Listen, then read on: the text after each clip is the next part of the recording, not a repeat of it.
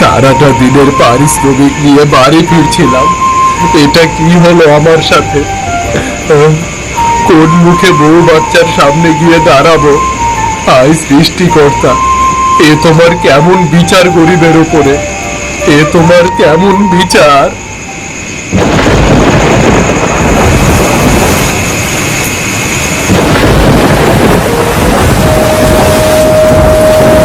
রতন দুটো কলা পাতা কেটে মাথায় ঘুরে বাড়ির পথে রওনা দিল।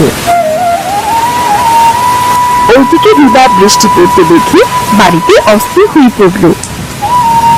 এতটা বেলা হয়ে গেল, লোকটা এখনো কি করছে? বৃষ্টিও তো আবার শুরু হলো। বৃষ্টির জল ওর গায়ে লাগলে তো রাতারাতি জ্বর ধরবে। সৃষ্টিকর্তা, রক্ষা করো ওকে। বউ, ও বউ, ঘরে আছো নাকি গো? হ্যাঁ, আসছি গো। আসার সময় গামছাটা এনো গো। ইস, শরীরটা তো ভিজে গেছে। আর একটু সকাল সকাল আসবি তো নাকি? আমি সেই বিকেল ধরে পথ চেয়ে বসে আছি। সকাল সকাল আসার চেষ্টাই করেছি, কিন্তু কিন্তু কি? তোমাকে এমন চিন্তিত কেন দেখাচ্ছে? আগে ঘরে চলো, তারপরে বলছি। ঘরে গিয়ে আর কি করবে? ঘরের যে অবস্থা, বাইরেও তো সেই একই অবস্থা। জল পড়ে ঘরে একাকার অবস্থা। হ্যাঁ গো, কাল আকাশটা ছায়া দিলে আগে ঘরটা সারাই করে নেবে। ঘরটা মনে হয় আর সারাই করতে পারবো না গো বউ। বাড়ি ফেরার পথে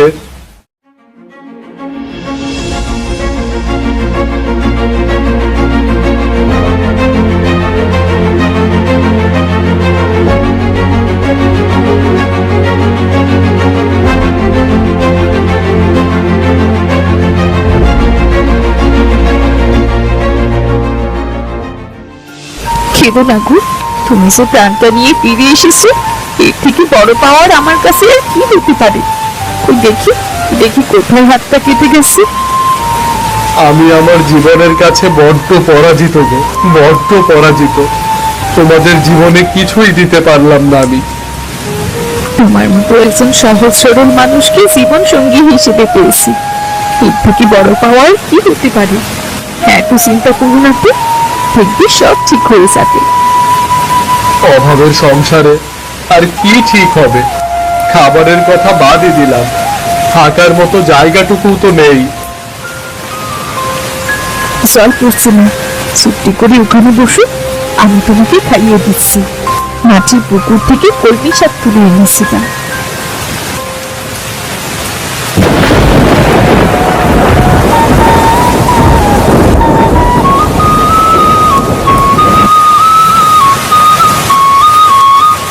এবার মেয়েটার পাশে গিয়ে একটু বিশ্রাম নাও। আমি কলসিটা বাইরে রেখে আসি বৃষ্টির জল ধরতে। আচ্ছা যাও, শরীরটা বড্ড ক্লান্ত। এখন যদি একটু শুই, তবে 2 দিন মনে হয় আর টেরই পাবো না গো। আচ্ছা ঘুমাও, আমি একটু বাইরে থেকে আসছি। রুবা বারান্দায় গিয়ে দেখলো চালের উপর যেখানে কলা পাতা রাখা আছে সেখানকার জায়গাটুকু দিয়ে কোনো জল পড়ছে না। বাহ, দারুণ তো! এই কলা পাতা দিয়ে ঘর তৈরি করলে তো আমাদের আর কোনো কষ্ট হবে না।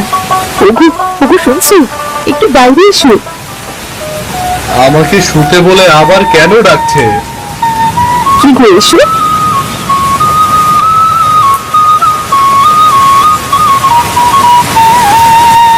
কি গো, কি হলো?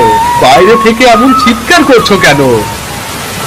ওগো দেখো, এই ভাঙা চালের ওপরে তুমি কলা পাতা রাখার কারণে এখানে আর জল পড়ছে না। হ্যাঁ, তাতে কি হয়েছে? ওগো, আমাদের বাড়িতে তো অনেক কলা গাছ আছে। যদি তুমি একটা কলা পাতার ঘর তৈরি করতে, তাহলে কেমন হতো বলো তো? কলা পাতার ঘরে আবার বসবাস করা যায় নাকি? হ্যাঁ যাবে। ওখানে কলা পাতা রাখার কারণে যদি জল না পড়ে, তবে কলা পাতা দিয়ে ঘর তৈরি করলে ঘরে কোনো জল পড়বে না।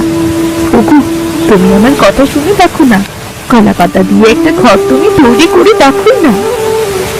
আচ্ছা আচ্ছা, বেশ।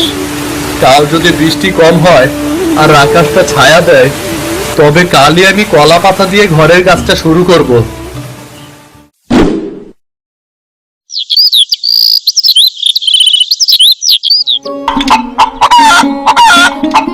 বাহ, বাইরে বেশ কড়া রোদ বেরিয়েছে। আহ, ঘরটা কেমন স্যাঁতস্যাঁতে করছে বৃষ্টির জল পড়ে। আজই আজই কলা পাতা কেটে ঘরটা করে নেব।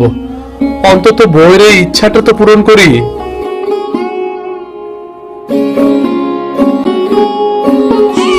কি গো, আজ ঘুম থেকে উঠবে না নাকি? মেয়েটা সেই সকাল ধরে কেটেই চলেছে। হোমা, আজ তো দেখছি তুমি সকাল সকাল নিজেই উঠে পড়েছো। হ্যাঁ বউ, আজ আমি সকাল সকাল উঠে গেছি। আজ ঘরটা সারাই করতে হবে। দাও দাও, মেয়েকে আমার কাছে দিয়ে তুমি কাজগুলো গুছিয়ে নাও। না, মেয়েকে আমি রাখছি, তুমি কলা পাতা কেটে আনো গে। এর ভেতর মেয়েকে ঘুম পাড়িয়ে রেখে তোমার হাতে হাতে সাহায্য করব। তাড়াতাড়ি কলা পাতাগুলো কাটতে হবে। আজকের ভেতরেই ঘরটা করে ফেলবো। আকাশ আবার মেঘলা মেঘলা করছে গো।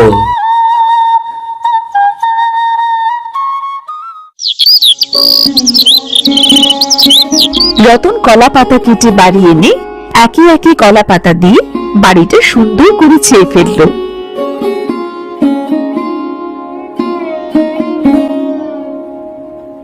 বাহ, খুব সুন্দর হয়েছে। দেখিছো, বুদ্ধি থাকলে টাকা খরচা না করেও ঘর বানানো যায়। ভাগ্যিস বউ তুমি বুদ্ধিটা বের করেছিলে গো, না হলে এমন কলা পাতার বাড়ির কথা আমার মাথাতেও আসতো না।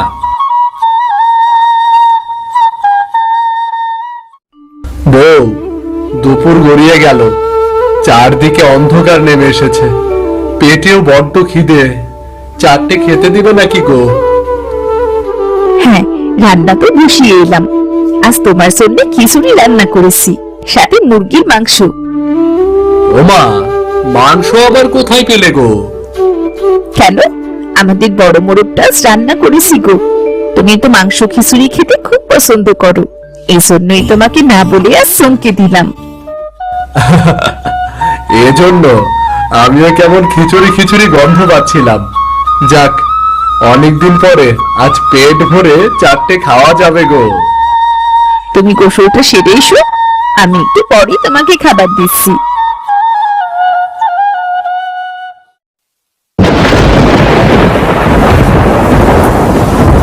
বাইরে বৃষ্টি, সামনে খিচুড়ি। আহ, জমে একেবারে ক্ষীর। অনেকদিন পর শান্তি মতন ঘরের মধ্যে ভালোভাবে থাকতে পারছি।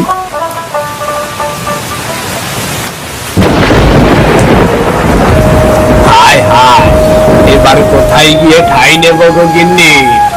গিন্নি, সব শেষ হয়ে গেল গা, সব শেষ হয়ে গেল। এখন এই বৃষ্টিতে ভেজা ছাড়া যে আর কোনো উপায় নেই। আমরা যে ঘর থাকতে ঘরে থাকতে পারবো না। এই বৃষ্টিতে ভিজলে তোমার জ্বর আসবে। চলো গিন্নি, চলো রতনের বাড়িতে চলো, এছাড়া আর কোনো উপায় নেই।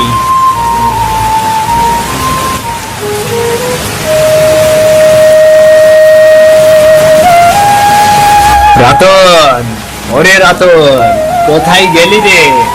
একটু বাইরে আয় ভাই, একটু বাইরে আয়।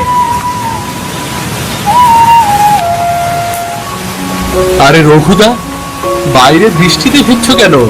এসো এসো, ঘরে এসো। ভাবি, উঠে এসো ঘরে। কি হয়েছে তোমাদের, বলো তো কি হয়েছে? আর বলো না ভাই, ঝড়ে আমাদের থাকার ঘরটা ভেঙে পড়েছে। আমাদের আর থাকার মতো কোনো জায়গা থাকলো না। তুমি তো জানো তোমার দাদা কত অসুস্থ। এবার কি করবো আমরা, বলো তো?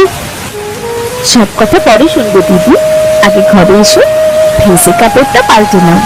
দাদা, ঘরে আসুন, কাপড় পাল্টে চারটে খেয়ে শান্ত হন।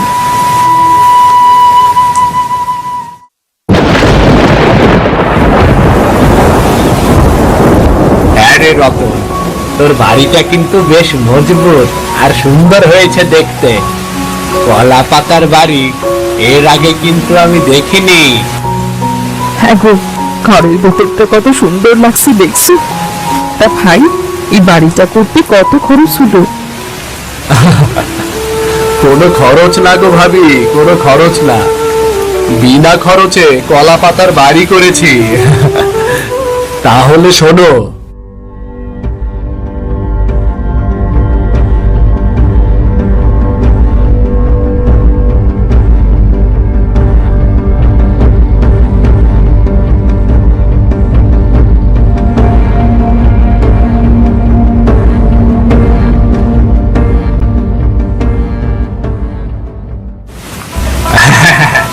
এই কথা, তাহলে আমি একটা কলা পাতার বাড়ি করতে পারি, কি বলিস রতন? হ্যাঁ দাদা, তাহলে তোমাকে আর এত চিন্তা করতে হবে না। আমি তোমাকে কলা পাতার বাড়ি বানাতে সাহায্য করব। বড্ড উপকার করলি রে ভাই, বড্ড উপকার করলি। কাল বৃষ্টি কম হলে আমি তোমাকে সুন্দর করে একটা কলা পাতার বাড়ি বানিয়ে দেব। যে কয়দিন বৃষ্টি কম না হবে সেই কয়দিন তোমরা আমাদের বাড়িতেই থাকো, কেমন? এভাবে কেটে গেল দুদিন। দুদিন ধরে টানা বৃষ্টি হলো। দুদিন পর বৃষ্টি থেমে আকাশে রোদের ঝলক দেখা দিল। রতন ও রঘু দুজন মিলে সুন্দর করে একটা কলা পাতার বাড়ি তৈরি করলো। সত্যি বড্ড উপকার করলি রে ভাই, এর ঋণ আমি কোনোদিন শোধ করতে পারবো না। বাড়িটা যদি করে না নিতিস, তবে আমাদের রাস্তায় রাস্তায় দিন কাটাতে হতো রে। কি যে বলো না দাদা, রাস্তায় দিন কাটাবে কেন? সৃষ্টিকর্তা কারো না কারো উসিলায় ঠিক একটা ব্যবস্থা করেই দেন। যাও, এবার তুমি আর ভাবি মিলে ঘরের ভেতরটা গুছিয়ে ফেলো। কাল থেকে আর একদিনও কাজ বন্ধ করবো না বউ। এখন থেকে রোজ কাজে যাব। আমার ছোট্ট পুতুলটা তো বড় হচ্ছে, ঘরেরও তো কাজ শেষ হলো। এবার দুবেলা দুমুঠো ভাত ভালোভাবে খেতে পেলেই হচ্ছে, আর কিছু লাগবে না।